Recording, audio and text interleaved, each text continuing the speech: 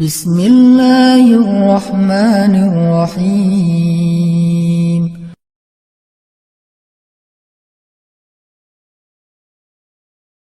Mungkin kita pernah rame sama orang, pernah clash, pernah sakit hati, pernah baper. Apalagi kadang orangnya itu orang dekat kita, keluarga, pasangan, orang tua, mertua, adik kakak, sahabat, yang pasti rasanya nggak nyaman. Kita tuh nggak pengen lama-lama diam-diaman, pasti kayak gitu. Cuman kok nggak ada kekuatan ya untuk bisa memulai bicara duluan, mungkin nyapa duluan, atau senyum duluan, atau say hi duluan, ngejapri duluan. Kok nggak ada kekuatan kayak gitu? Yang terjadi justru kita kayak pasif nungguin dan berharap dia duluan yang nyapa kita. Diam-diam sebetulnya berharap, tapi nggak pengen kita yang duluan. Nah, ini namanya ego nih. Hati kita secara jujur sebetulnya pengennya udah deh nggak usah gini-gini amat, nggak usah diam-diaman terus. Udah deh kita mending netral lagi, biasa lagi, cair lagi. Dengan geng kita, mungkin geng kecil yang dari SD, SMP, SMA udah barengan, terus baru pisah, nikah dia duluan, kita tinggal sendiri misalnya.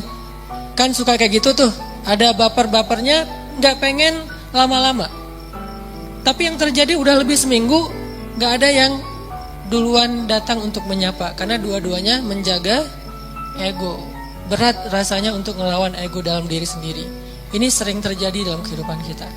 Dan yang lebih fatal lagi dengan orang tua nih.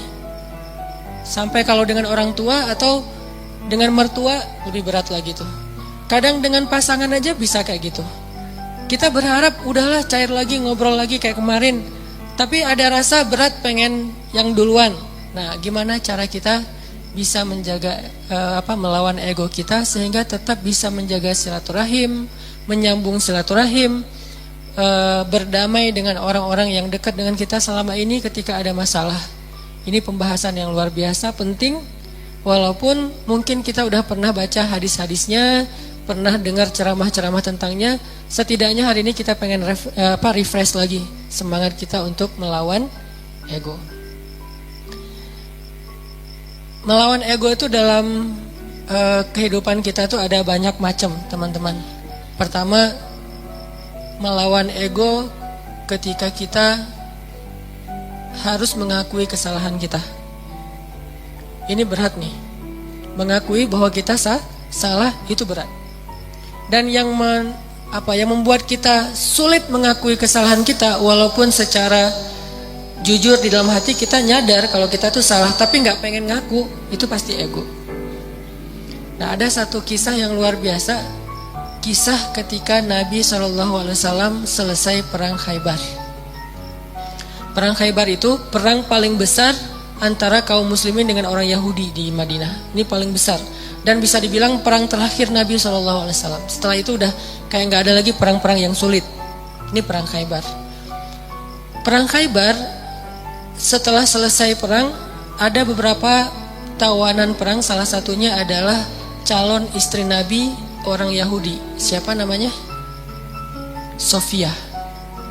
Jadi salah satu tawanan perang Khaybar itu adalah Sofia.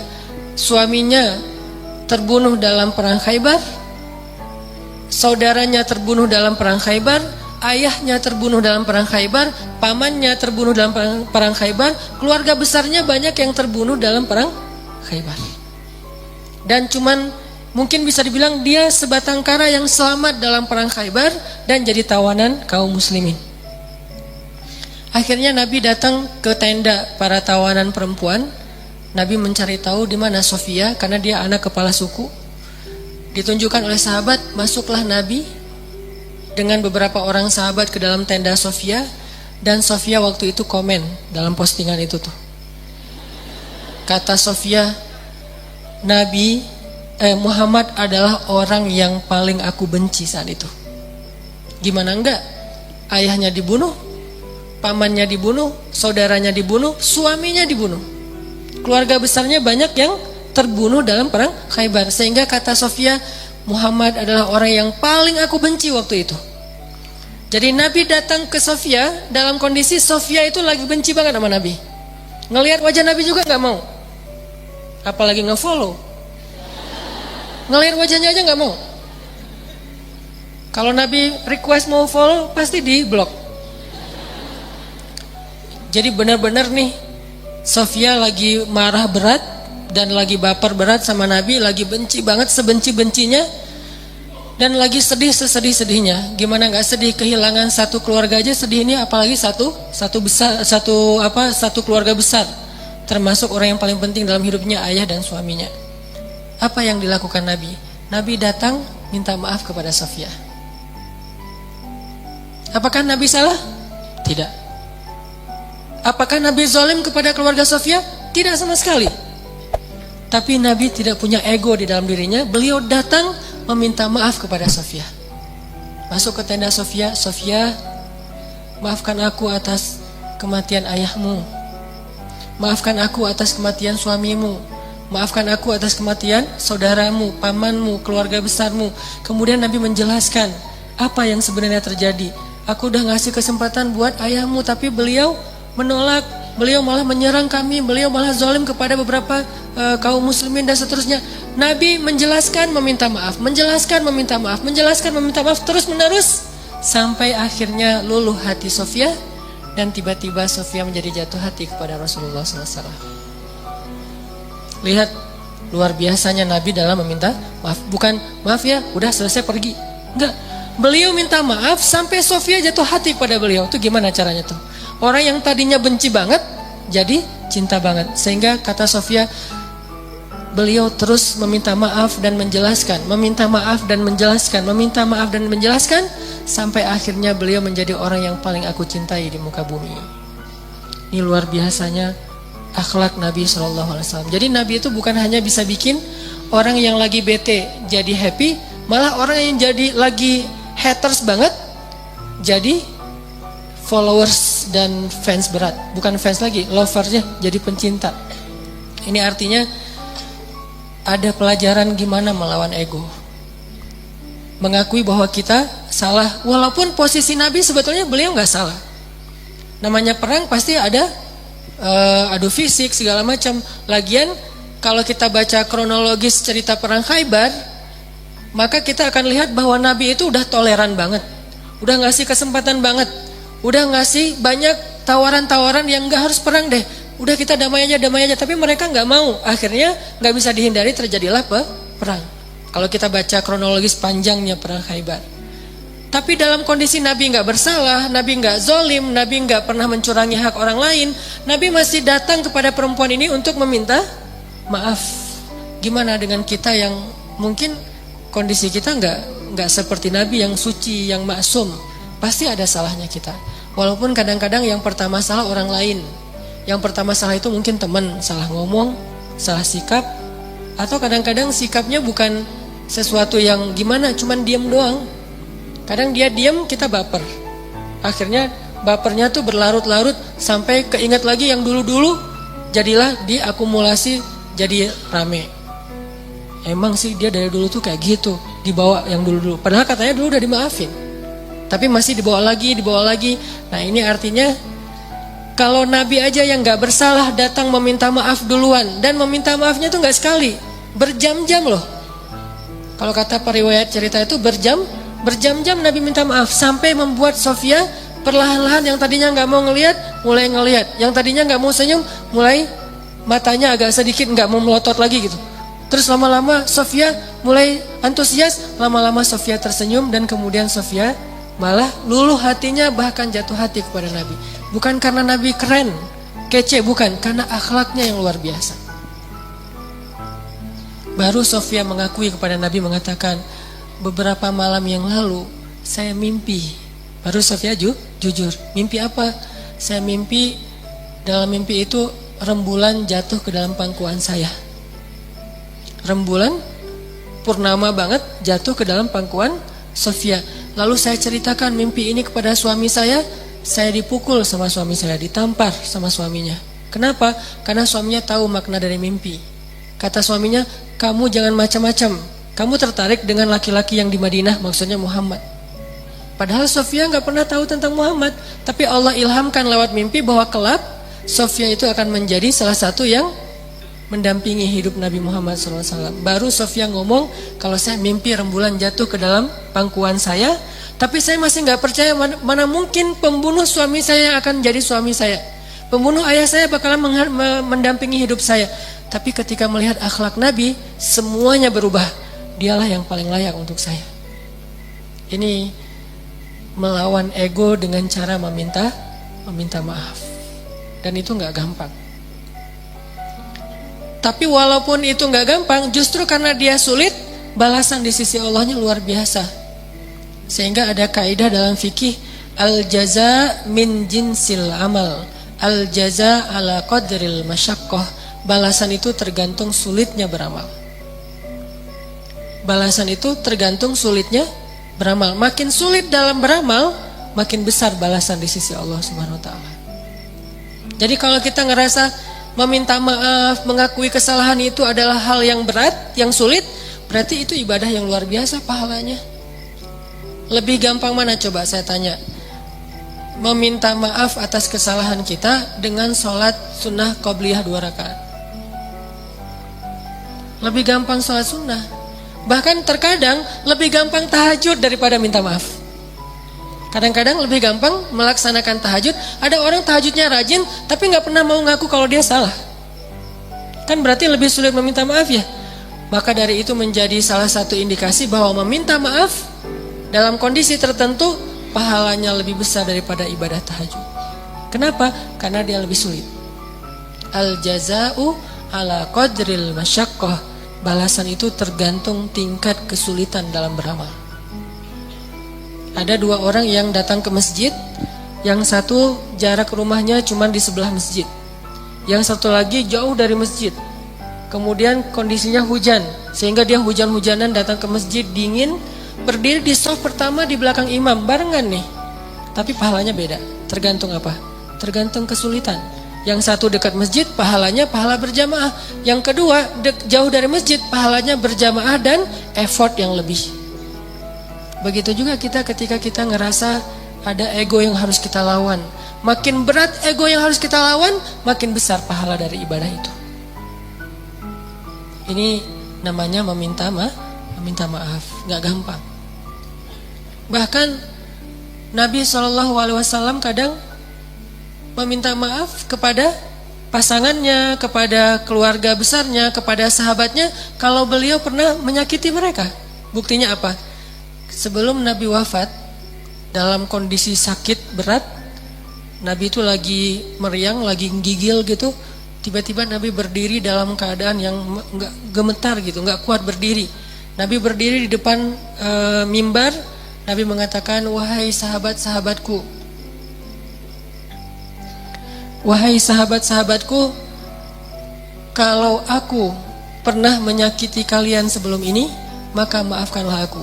Jika kalian ingin mengambil hak kalian untuk membalas, maka balaslah sekarang. Karena mungkin ini adalah pertemuan kita yang terakhir. Bayangin seorang nabi yang jasanya itu udah lebih daripada ibu ke anak kan? Jasa ibu ke anak masih kalah dengan jasa nabi kepada umatnya. Kalau ibu ke anak jasanya apa?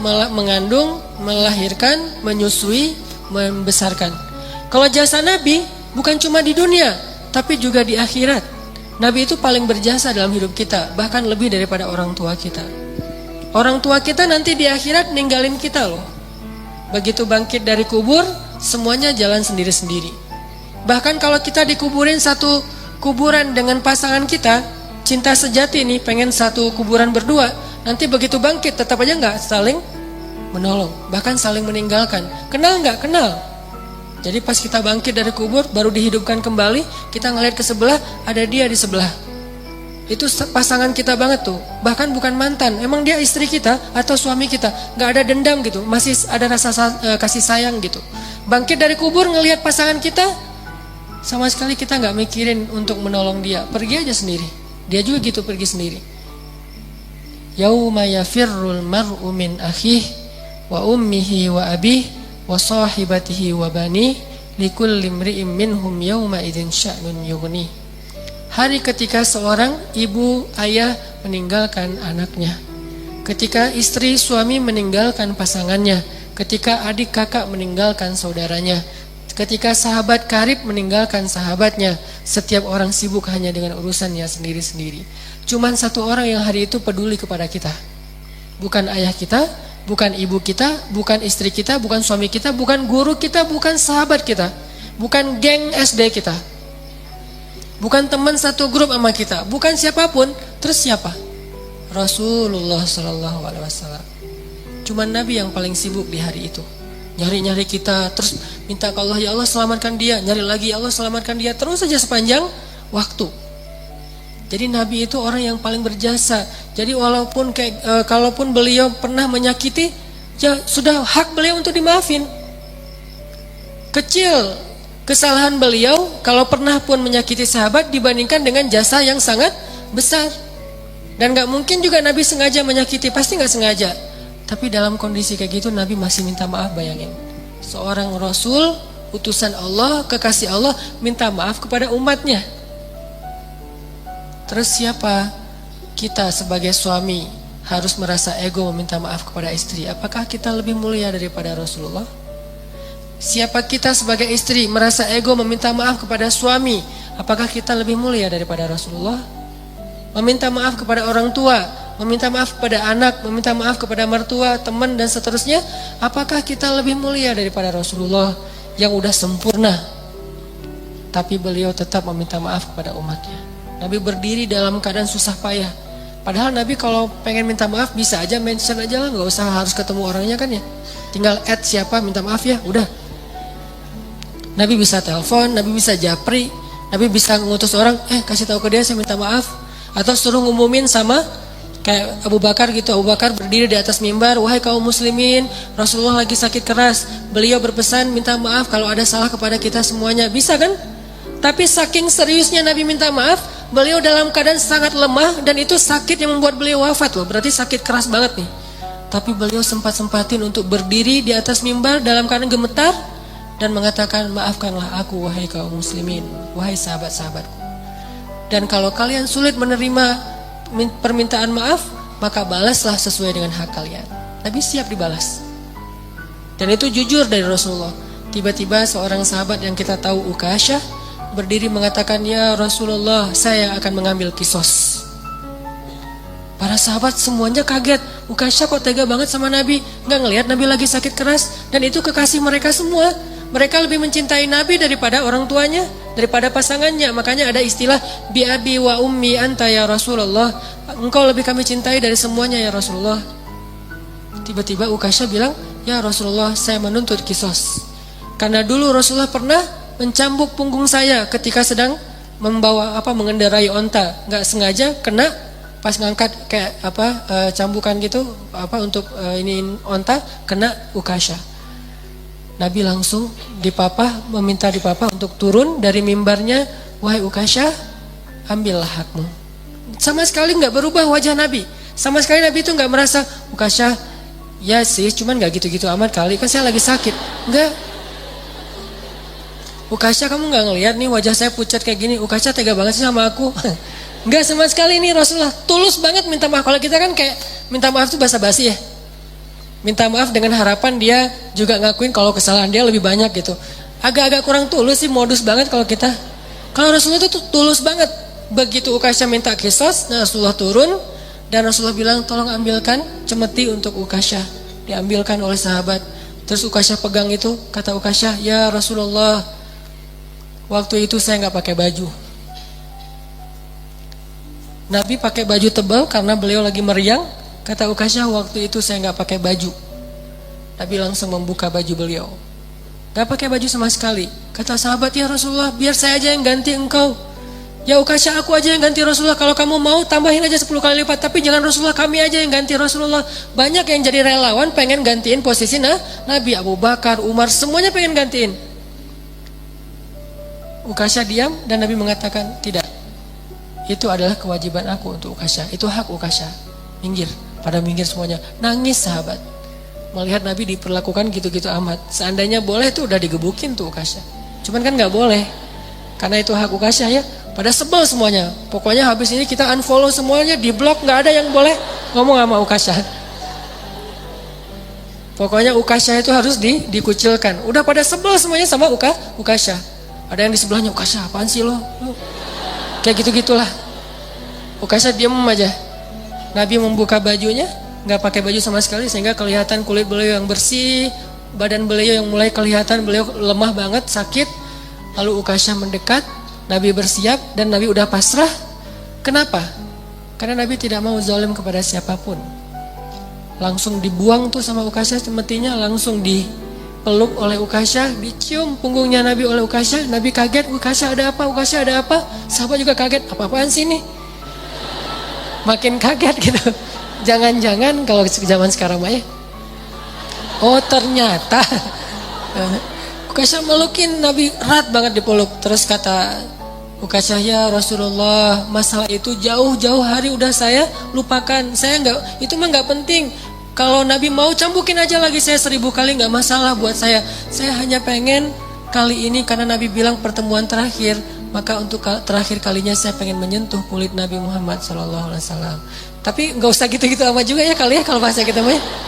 Ini agak-agak unik nih caranya nih. Cuman Allah alam ya kondisi waktu itu, jangan menjudge sejarah. Yang jelas Ukasha meluk, terus Nabi mengatakan kulit yang bersentuhan dengan kulitku maka Allah haramkan dari api neraka. Yang lain pada heboh, oh yaudah ikutan, heboh gitu. Sambil meluk, sambil selfie, ada yang pengen update status gitu kalau zaman sekarang. Kan nggak lupa ya kemana-mana bawa handphone, sadar kamera banget. Lihat gimana Rasulullah SAW itu serius minta maaf. Padahal salah apa sih Nabi kepada umatnya? Kalaupun ada juga nggak sengaja, lagian jasa beliau jauh lebih besar, tapi masih mau minta maaf. Dan minta maafnya itu bukan nunggu sembuh, bukan nunggu sehat. Dalam keadaan sakit keras juga beliau datangin orang untuk minta maaf. Artinya seandainya Ukasha nggak ada di situ, Nabi datangin tuh rumah Ukasha minta maaf. Bukan ditelepon, didatangin orangnya. Didatangin orangnya buat apa? Meminta maaf. Apa yang membuat Nabi begitu luar biasa bisa melawan ego beliau? Iman. Obat ego itu adalah iman. Karena beliau yakin semua yang terjadi di dunia ini nanti akan dipertanggungjawabkan nanti di akhirat. Dan di atas pertanggungjawaban itu ada satu hal lagi. Karena meminta maaf itu adalah salah satu ciri hamba yang dicintai Allah Subhanahu wa taala. Allah tuh cinta banget sama hamba yang senang meminta maaf, baik kepada Allah ataupun kepada manusia. Allah senang banget. Makanya ada istilah li'ajlika rabbi. Apa arti li'ajlika rabbi? Jadikan semua yang kita lakukan itu ini untukmu ya Allah. Kalau karena Allah agak-agak mainstream ya, bahasanya agak kurang berasa. Untukmu ya Allah. Jadi kita meminta maaf. Kenapa saya harus melawan ego saya minta maaf? Ini untukmu ya Allah, saya meminta maaf. Ini untukmu ya Allah, saya memaafkan. Ini untukmu ya Allah, saya menahan amarah. Ini untukmu ya Allah, ini untukmu. Semua yang kita lakuin dalam kebaikan-kebaikan di dunia tuh, coba kita niatkan, ini untukmu ya Allah. Kalau bukan karena engkau, saya nggak akan sanggup melakukan ini. Jadi bukan untuk suami, bukan untuk teman, bukan untuk orang tua, mertua, bukan untuk orang lain, tapi untuk Allah. Coba niatkan itu, insya Allah akan lebih ringan. Kadang-kadang yang buat kita ego dan ngerasa berat itu kan ngerasa bahwa ini untuk orang itu ya. Udah dia jahat ke saya terus saya maafin, enak banget. Kalau untuk dia kita ngerasa agak-agak kayak rugi gitu. Tapi kalau untuk Allah, ini untukmu ya Allah. Saya melakukan hal yang berat kayak gini. Niatkan untuk Allah bukan untuk orangnya. Maka insya Allah Allah akan melapangkan dada kita. Minta maaf.